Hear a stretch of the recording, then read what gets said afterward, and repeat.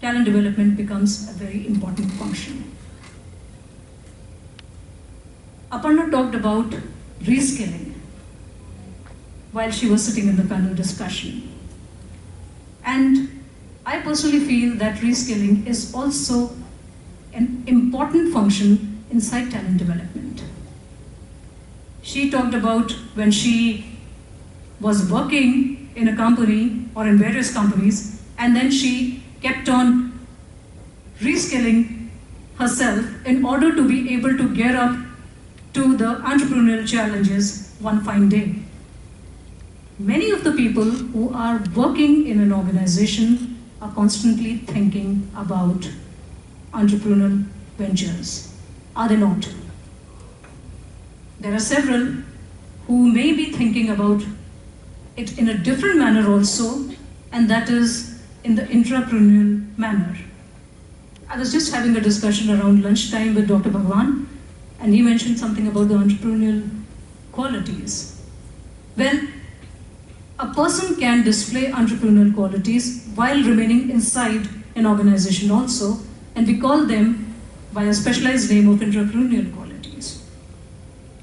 So this is also an important aspect, that reskilling of the employees when the company invests in giving them extra skills.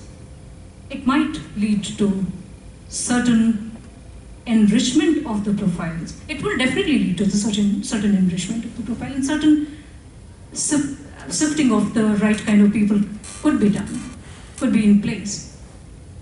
The overall capability of the organization would also change because of this reskilling exercise that may be taken from time to time. Okay?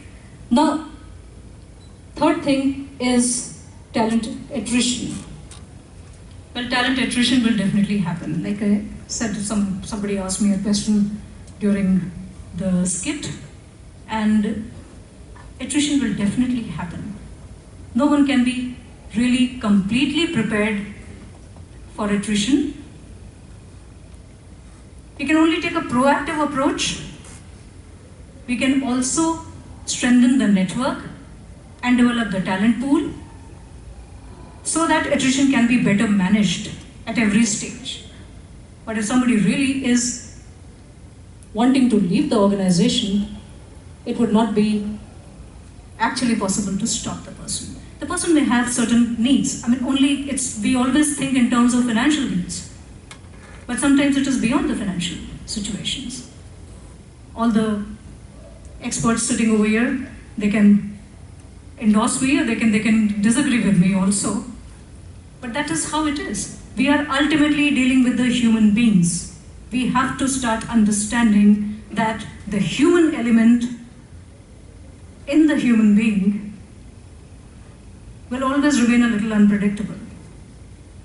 I mean, somebody can depart and go to the other dimension all of a sudden, and that too is a different kind of lacuna may be created. But does the organization not fill up that space? They do. They come up with somebody new. Is it not? Now, the scepter of competition is always very high. So every time when the talent is really taken care of in a respectable manner, in a respectful manner, and in an efficient manner, then and only then the results will be properly taken care of. They will show some kind of change and some kind of positive change. So these are the basic challenges, and these are acid test areas of mental resilience. Mr. Hiten Singh made some very wonderful comments in his previous panel discussion also, and precisely in this last panel discussion, you pointed out certain mental resilience factors. I will just quickly highlight those. See, we keep talking about the challenges, and it's all very wonderful because it's, as human beings, as learned human beings, we like to indulge in a lot of debate. A lot of bookish debates, definitely. But on the practical front, what can be done? where can mental resilience come in as essential factors in order to take care of the challenges and effectively convert those challenges into opportunities. First and the foremost thing is a never say die attitude. If there is a problem, there always has to be a solution. Very few people think like this. See, all of you have just displayed, I think that poor girl did not understand the question in the first place, otherwise she would have not stood up. All of you have just displayed resilience as a factor in you. I personally feel that resilience is needed in order to build upon further resilience. A person with nil resilience will not be able to focus on building more resilience. And there are very, very few people who have nil resilience, if at all there are. See, if you observe Charles Darwin's theory of survival of the fittest, it is talking about resilience.